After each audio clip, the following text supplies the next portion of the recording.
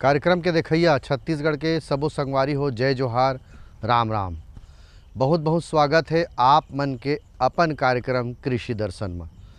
संगवारी हो, जैसे जैसे मौसम परिवर्तन होते वैसने वैसने खाए पिए के जिनिस में भी परिवर्तन होते।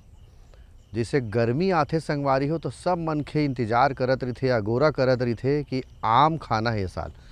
और संगवारी हो, आम के बात आथे तो फलों के राजा आम ला कहे जाते।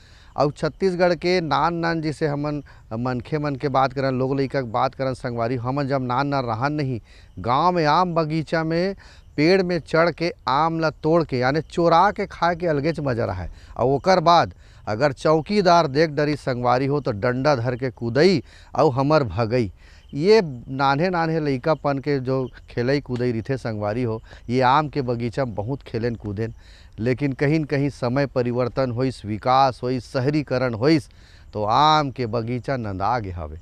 लेकिन आम के फल, आम के पौधा अभी भी बहुत सारे किसान मन करत है। लेकिन छत्तीसगढ़ में अब कमती आ गए है, बाहर से आम के पौधा, आम के फल मंगाए जावत है। लेकिन संगवारी हो, हमारे कार्यक्रम के माध्यम ले किसान मन के आर्थिक उन्नति कैसे हो सके, ये विषय हम चर्चा करथन। तो संगवारी हो, आज हमन विषय राखे हन कि आम के वैज्ञानिक खेती से आर्थिक लाभ कैसे ले जा सके, ये विषय में चर्चा करबो। चर्चा बाद में होही, पहली आप मन देखो खास संदेश।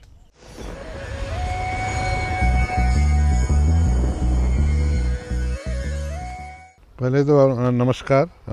आपका स्वागत करते हुए मैं बड़े हर्ष की बात है कि छत्तीसगढ़ में मछली पालन की संभावना एवं क्षेत्र आपको बताने में मुझे हर्ष हो रहा है कि छत्तीसगढ़ में बहुत ही विपुल संभावनाएं हैं मछली पालन की।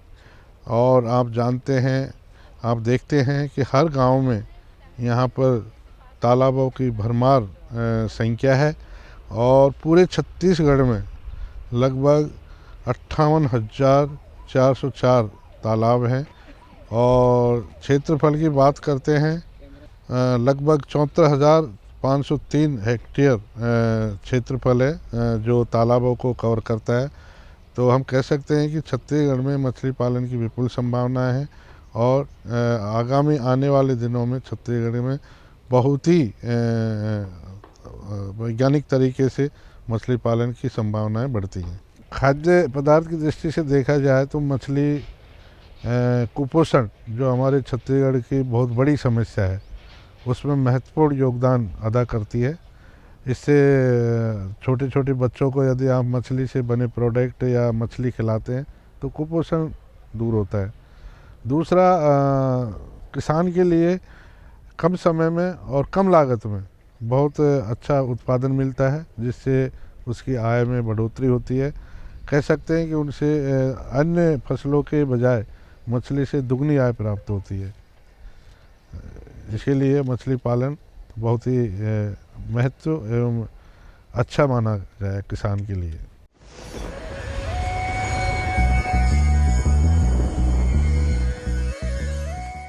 किसान भाइयों, ये तो रही संदेश जिला देखत रहे हो। अब चर्चा ला शुरू करथन, आम के वैज्ञानिक खेती से आर्थिक लाभ कैसे लेना है। आजकल हर चीज़ है, हर खेती किसानी है व्यावसायिक रूप से हो गए। पहली का करे, मनखे खाए भर साग लगावे, धान लगावे, घर के कोठी में भर देवे। लेकिन अब हर चीज़ है व्यवसाय के रूप धारण कर ले हवे। तो संगवारी हो, आम के वैज्ञानिक खेती के बारे में चर्चा करत हन तो वैज्ञानिक ला भी बुलाना तो जरूरी है संगवारी हो। तो इंदिरा गांधी कृषि विश्वविद्यालय के फल विज्ञान विभाग के डॉक्टर हेमंत पाणिग्राही जी आवत है। ओकर से पहली सवाल कि छत्तीसगढ़ के जो वातावरण है, यहाँ के जो माटी है, यहाँ के जो जलवायु है, ओकर हिसाब ले आम के खेती के कतेक संभावना है और आमा के का महत्व है, आप सब जानत हो। तब बोले वैज्ञानिक का बतावत है, आवा देखथन। छत्तीसगढ़ की जलवायु को देखा जाए तो छत्तीसगढ़ की जलवायु बहुत ही बृहद जलवायु है और आम की खेती के लिए अपार संभावनाएं हैं। जलवायु के साथ साथ इसमें जो मिट्टी है, यहाँ की आबो हवा है, आम की खेती के लिए बहुत ही अनुकूल है, बहुत ही आसानी से की जा सकती है। छत्तीसगढ़ में बहुत प्रकार की वैरायटियों को आसानी से यहाँ पे लगा सकते हैं और किसान भाई आर्थिक लाभ ले सकते हैं। किसान भाई ये जानते हैं कि आम का फसल एक अच्छी फसल है, जिसे अधिक लाभ के साथ साथ अधिक आमदनी भी ले सकते हैं और अधिक उत्पादन लेकर के अपनी आय को दुगुनी वृद्धि कर सकते हैं। सब्जी वाली फसलों की तुलना में या सीरियल वाली फसलों की तुलना में फल वाली फसलों से बहुत अधिक आमदनी होती है और आम एक ऐसा फसल है जिसको सबके द्वारा पसंद किया जाता है। आम को फलों का राजा कहा जाता है। आप देखा जाए तो आम का जो उपयोग है, जो कच्चे आम होते हैं उसको अचार, चटनी, पापड़ बनाने के लिए उपयोग की जाती है और जो पके आम होते हैं उसको प्रसंस्करित पदार्थ बनाने के लिए उपयोग की जाती हैं। विभिन्न प्रकार के स्क्वैश है, जेम है, नेक्टर है आदि बनाए जाते हैं, अचार बनाए जाते हैं। तो आम के जो पत्तियां होती है उसको घरों में जो त्यौहार होती है उसको सजाने के काम भी की जाती है, तोरण बांधने का काम भी की जाती है। तो आम का एक बृहत महत्वपूर्ण है जिससे किसान भाई अधिक उत्पादन करके अधिक लाभ ले सकते हैं। किसान भाइयों देखा हो ओकर महत्व बताइस और आम के खेती के संभावना बताइस। अब महत्व आप सब जानत हो संगवारी हो, एला अचार बनाथन, एला साग पकवान बना के भी खाते, एकर जूस भी मिलते और बहुत सारा चीज़ आजकल अलग अलग प्रकार के जूस मिलत है।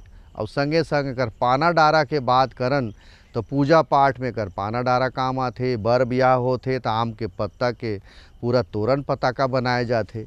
तो धार्मिक अनुष्ठान में भी आम के फल और आम के पाना के भी बड़ा महत्व है। ये महत्व जानते हुए एकर खेती करे जा सकत है व्यावसायिक रूप से। किसान भाइयों एकर जमीन कैसे होना चाहिए, आमा के खेती बर कौन सा प्रकार के जमीन होना चाहिए, ओकर तैयारी हम कैसे करबो और का माटी के जांच कराना भी जरूरी हवे का आमा के खेती बर। तो आवो संगवारी हो, पाणिग्रही जी का कहा थे आप सब वो झन देखो। छत्तीसगढ़ की जलवायु जैसे हमने बात की कि बहुत ही उपयुक्त जलवायु है और बहुत बड़े भूभाग पर छत्तीसगढ़ में आम की खेती करना संभव है। छत्तीसगढ़ की जलवायु के हिसाब से देखा जाए तो जो मिट्टी है, मिट्टी वैसे तो सभी प्रकार की मिट्टी में आम की खेती की जा सकती है, लेकिन मिट्टी जो होनी चाहिए थोड़ी गहरी मिट्टी होनी चाहिए जिसमें जैविक पदार्थ की मात्रा बहुत अच्छी हो। जनरली जो एलुवियल सॉइल्स होती है, जिसको हम लोमी सॉइल्स या एलुवियल सॉइल्स भी कहते हैं, उस मिट्टी में इसकी खेती करना बहुत ही अच्छा होता है। किसान भाई इस बात का विशेष ध्यान रखें कि जब आम का बाग लगाने जाएं, जब आम का ऑर्चर्ड स्थापित करने जाएं, तो इस बात का विशेष ध्यान रखें कि मिट्टी काली नहीं होनी चाहिए, मिट्टी में किसी प्रकार का कंकड़ पत्थर नहीं होने चाहिए, मिट्टी की गहराई लगभग 2 मीटर तक होनी चाहिए जिससे कि मृदा में जो पौधों की जड़ें हैं अधिक गहरी स्थापित हो सके और पौधे अधिक समय तक बने रह सकें। तो इस प्रकार मिट्टी का चयन करना चाहिए। मिट्टी का जो पीएच मान है लगभग 5.5 से 7.5 8 तक होनी चाहिए, उसके ऊपर मिट्टी का पीएच मान नहीं होना चाहिए। ज़्यादा अम्लीय और क्षारीय मिट्टी इसकी खेती के लिए अनुकूल नहीं मानी जाती है। और साथ ही साथ इस बात का विशेष ध्यान देना चाहिए कि ऐसे जगह का चयन करना चाहिए जिसमें जल भराव न होता हो। अगर मान लो जल भराव हुआ तो आम की जो फसल है, आम का जो पौधे है, छोटे स्टेज में ही वो ख़त्म हो जाते हैं, डिके होना चालू हो जाते हैं और पौधों को सर्वाइव करना आसानी नहीं होता। इसीलिए किसान भाई विशेष ध्यान रखें कि जब भी मिट्टी का चयन करें तो मिट्टी गहरी होनी चाहिए और काली नहीं होनी चाहिए और उसमें मिट्टी में जल का भराव न होता हो, ऐसी जगह का सर्वथा चुनाव करें। आम का जब खेती करने जाएं तो किसान भाई को बहुत ही ज़रूरी है कि इस बात को जान लें कि आम के खेती के लिए ज़मीन की तैयारी कैसे करें। सबसे पहले तो एक गहरी जुताई करनी चाहिए। जिस बाग में हम आम लगाने जा रहे हैं उसकी गहरी जुताई बहुत आवश्यक है। गहरी जुताई 15 से 20 सेंटीमीटर तक की गहरी जुताई करें। और आम जब लगाने जाएं तो आम को जनरली पीट सिस्टम में लगाया जाता है, मतलब गड्ढे करके लगाया जाता है। जब गहरी जुताई हो जाए तो गर्मी के मौसम में, अप्रैल मई के मौसम में गहरी जुताई 1 मीटर लंबा, 1 मीटर चौड़ा और 1 मीटर गहरा गड्ढा खुदाई कर लें और उस मिट्टी को साइड में रख दें। उसके बाद जब ये गड्ढे हो जाएं तो गड्ढे होने के बाद 1 से 2 महीने गड्ढे को गर्मी में खुला छोड़ दें, जिससे कि वहाँ पे जितने भी खरपतवार हैं, खरपतवार के बीज हैं, वायरस हैं, फंगस हैं, उनके बीज जो हैं उसमें नष्ट हो जाते हैं, मर जाते हैं। उसके बाद जैसे ही पानी चालू हो जाए तो उस समय लगाने का समय होता है, जुलाई अगस्त का जो समय होता है उस समय पौधे को लगाना चाहिए। तो मिट्टी की तैयारी इस प्रकार किसान भाई कर सकते हैं। एकर बाद कौन सा किस्म लगाना है हमला, छत्तीसगढ़ में कौन सा किस्म प्रचलित है और ओला लगाए के विधि का है, का हमला बीज कहाँ से मिलही, प्रमाणिक बीज या प्रमाणिक पौधा कहाँ से मिलही, आवा पूरा बात ल बतावत है पाणिग्रही जी। जब किसान भाई आम लगाने जाएं तो एक जिनाइन सोर्स होना चाहिए जहाँ से वो पौधे ले सकें, एक रिलायबल सोर्स होना चाहिए, विश्वसनीय संस्था होना चाहिए। किसान भाइयों को मैं सलाह देना चाहूँगा कि जब भी आम का बाग लगाने जाएँ तो वैरायटी चयन करके ही लगाएं, अच्छी वैरायटी का चयन करें। बहुत सारी वैराइटीज़, बहुत सारी किस्में किसान भाइयों के लिए उपलब्ध हैं।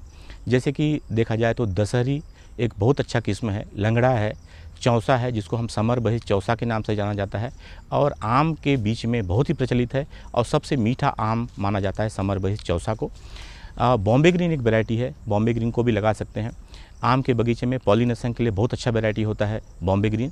साथ ही साथ अगर हम हाइब्रिड वैरायटी की बात करें तो हाइब्रिड वैरायटी में अर्का अरुणा करके वैरायटी है, अर्का नीलकिरण वैरायटी है, नीलफांजो है, नीलेशान है, बेनेशान है। ये वैरायटियों को चयन करके किसान भाई अधिक से अधिक लाभ कमा सकता है। बहुत ही अधिक प्रचलित वैरायटी है जैसे कि आम्रपाली है और मल्लिका है। ये दोनों वैरायटी ऐसे हैं जो पौधों को अति सघन बागवानी में लगाया जा सकता है। इन पौधों को अति सघन बागवानी में लगाकर किसान भाई प्रति इकाई क्षेत्रफल में अधिक से अधिक पौधों को स्थापित कर सकता है और अधिक लाभ प्राप्त कर सकता है। इंदिरा गांधी कृषि विश्वविद्यालय के द्वारा विकसित कुछ आम की किस्में हैं, नवीन किस्में, जैसे इंदिरा अचार है जो कि स्पेशल अचार के लिए ही प्रचलित है। उसमें एसिडिटी की मात्रा, जो खटास बोलते हैं, अम्लता की मात्रा 0.8% तक पाई जाती है और अचार के लिए बहुत ही उचित वैरायटी है। साथ ही साथ एक छत्तीसगढ़ स्वर्ण प्रभा वैरायटी है, वो बहुत ही अच्छी है और काफ़ी मिठास भरा हुआ होता है। उसमें गूदे की मात्रा बहुत अच्छी पाई जाती है और मीठापन काफ़ी अच्छा होता है, जिसमें हम कूल बिले ठोस की मात्रा बहुत अधिक आंकी गई है। इसके साथ ही साथ देखा जाए तो इंदिरा पवन एक ऐसी किस्म है जो हवा जो आती है, आंधी तूफान आती है, उसके प्रति प्रतिरोधी किस्म है। ज़्यादा मात्रा में फल झड़ते नहीं हैं उसमें, तो इंदिरा पवन किस्म को भी लगा सकते हैं। और एक खास ही प्रचलित किस्म है जो इंदिरा गांधी कृषि विश्वविद्यालय के द्वारा पूर्व में विकसित की है, जिसको हम छत्तीसगढ़ नंदीराज के नाम से जानते हैं। इन किस्मों को लगाकर किसान भाई निश्चित रूप से अधिक लाभ प्राप्त कर सकते हैं।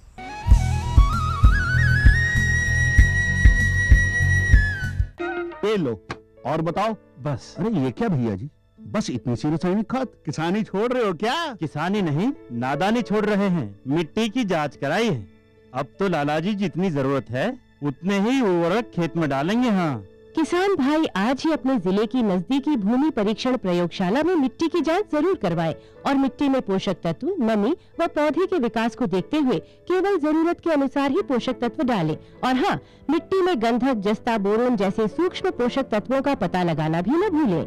उर्वरक और जैविक खाद के सही उपयोग से भूमि का उपजाऊपन बनाए रखें, उत्पादकता बढ़ाएं, खर्चा घटाएं और बहुमूल्य विदेशी मुद्रा बचाने में भी सहयोग दें। और हाँ, धीमी गति से नाइट्रोजन उपलब्ध कराने वाले उर्वरकों जैसे नीम लेपित यूरिया को प्राथमिकता दें और यूरिया का पत्तों पर छिड़काव करें। अरे वाह, तू तो सचमुच समझदार हो गया। अधिक जानकारी के लिए संपर्क करें जिला कृषि अधिकारी या किसान कॉल सेंटर।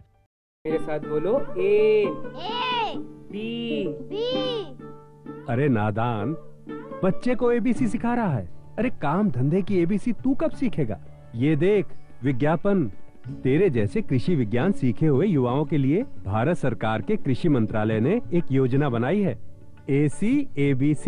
ACABC? जी हाँ, ACABC यानी एग्री क्लिनिक्स और एग्री बिजनेस सेंटर। इसके तहत कृषि विज्ञान पढ़े युवाओं का चयन होने पर उन्हें मुफ्त ट्रेनिंग दी जाती है और हाँ, अपना कारोबार चलाने के लिए बैंक से लोन भी मिलता है। इसके साथ ही अगर युवा अपने इलाके के किसानों की खुशहाली के लिए उन्हें खेती बाड़ी व अपने कारोबार से जुड़ी लाभदायक जानकारी देते रहेंगे तो उन्हें लोन पर 36 से 44% तक की सब्सिडी भी मिलेगी। तब तो मैं जरूर सीखूंगा काम धंधे की ABC। शाबाश। चलो अपनाएं स्वरोजगार, खेती में हो विकास अपार।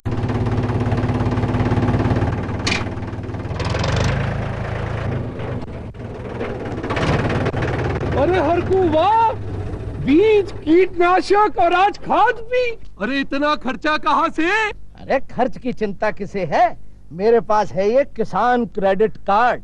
कार्ड? अरे बैंकों द्वारा जारी इस कार्ड से किसान उसकी सीमा तक की रकम कभी भी बैंक से निकलवा सकता है और खेती बाड़ी की सामग्री कभी भी खरीद सकता है। तो हरकू भैया एक कार्ड मेरे लिए भी। किसान क्रेडिट कार्ड के लिए नजदीकी बैंक से संपर्क करें और पाएं ढेर सारे लाभ।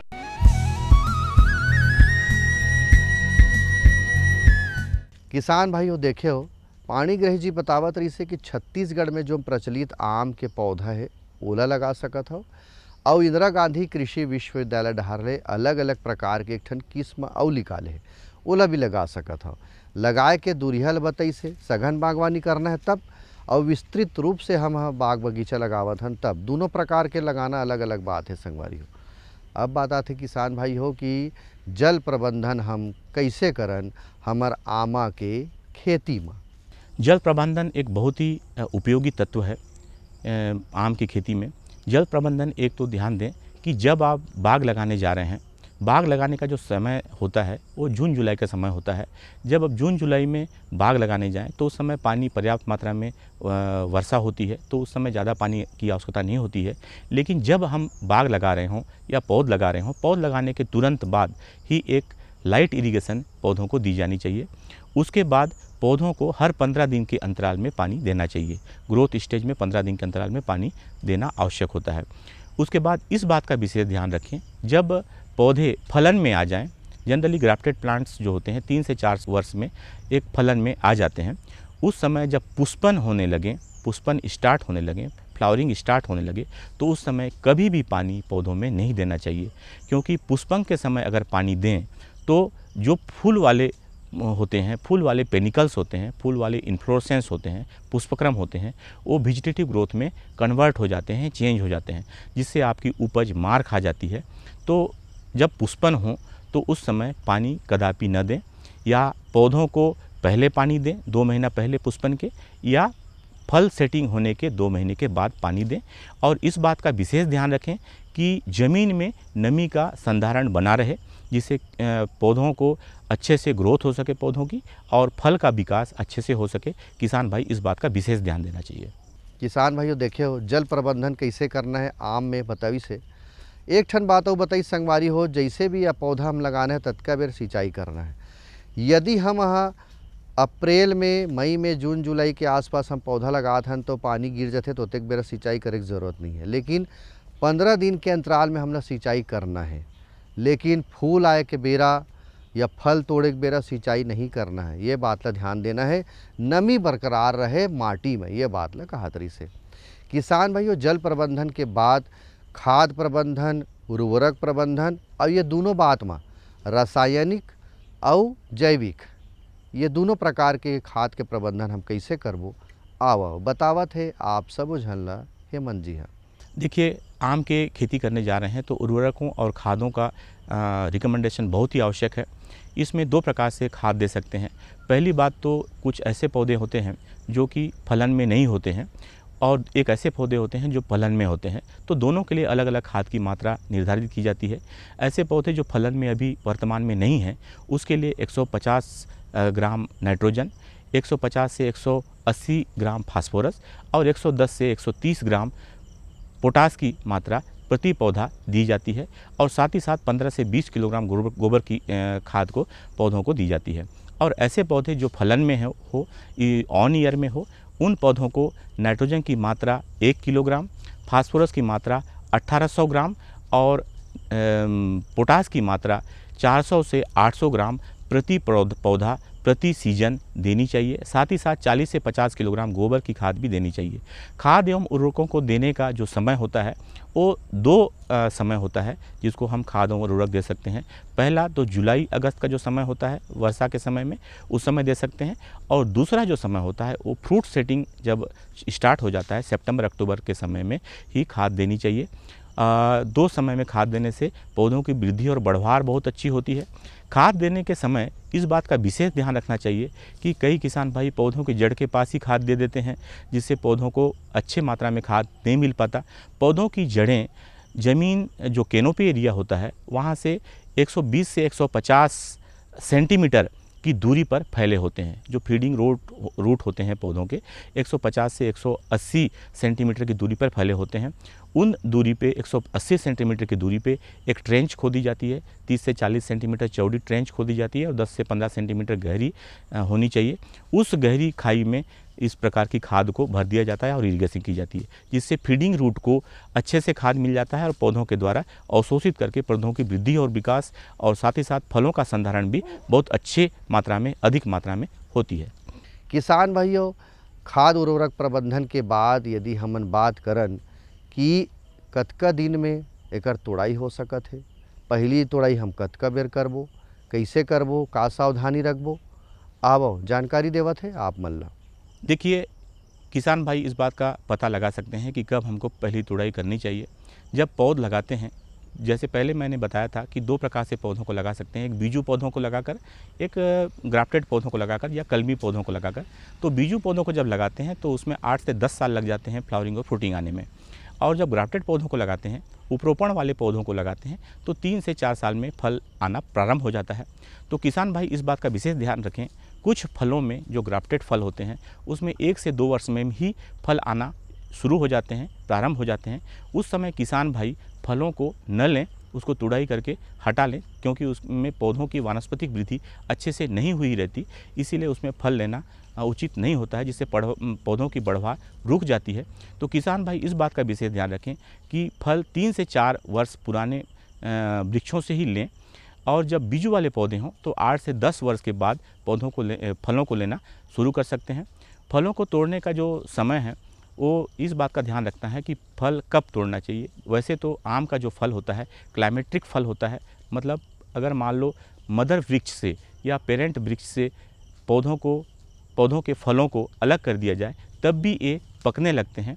जब ये कलर चेंज हो जाए, हल्का पीला कलर हो जाए या डार्क ग्रीन से ग्रीन कलर कम होने लगे और 1-2 फल नीचे गिर के टपकने लगे, तो समझ जाइए कि इसका जो पौधे का फल है ये मैच्योर हो गया है। उस समय किसान भाई इसको तोड़कर आर्टिफिशियल रूप से राइपनिंग कर सकते हैं, आर्टिफिशियल रूप से पका सकते हैं और किसान भाई इसको बेच सकते हैं। तो इसका इंडिकेशन ये है कि आप 1-2 फ्रूट अगर नीचे गिरने लगे तो आप समझ जाइए कि ये मैच्योर हो गया और उसको तोड़ सकते हैं। दूसरा, विजुअल ऑब्जर्वेशन, आप देखेंगे आप आँखों से तो ये सख्त हो जाएगा और हल्का पीलापन लिया हुआ रहेगा, तो आप इसको तोड़ के पका सकते हैं।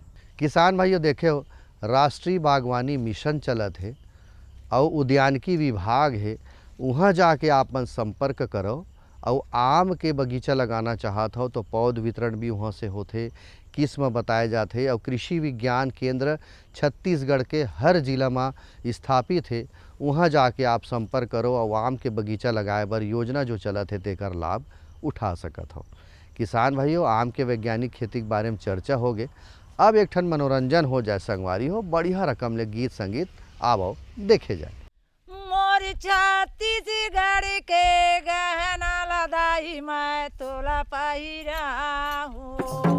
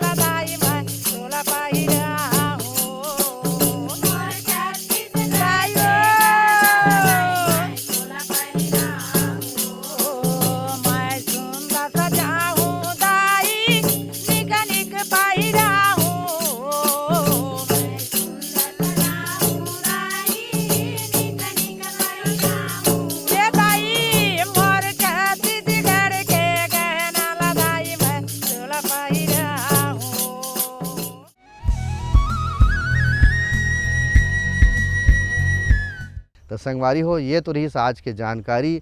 आप मन ला निश्चित रूप से बने लागिस होही। अवैया धरी फिर एक ठन नवा विषय के संग आप मन के संग गोड़ बात करे बर आबो संगवारी हो।